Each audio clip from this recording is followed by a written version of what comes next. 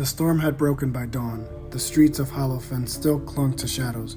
Arendor moved through them like a ghost, the embers glow hidden beneath his cloak.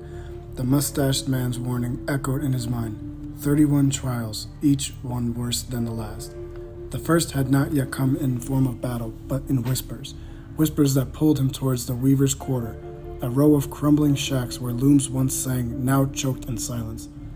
Inside one, an old woman sat hunched at her loom, her fingers moving without thread. She looked up as Arendor entered, her eyes pale and sightless, yet fixed directly on him. "You carry the ember," she rasped, voice like brittle parchment, "and the shroud has already begun to weave you into its tapestry." The air shifted. From the empty loom, threads of shadow began to appear, stretching from the wooden frame like strands of ink bleeding into water. They reached for Arendor, wrapping around his wrist, tightening like the grip of a noose. He struggled, but the more he pulled, the more the shadows entwined.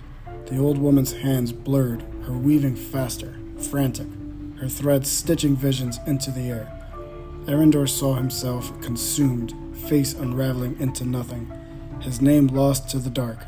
The loom was not just cloth, but fate. With a surge of will, he pressed his hand against the ember. It flared, burning away the strands that bound him, scattering them like smoke in the wind.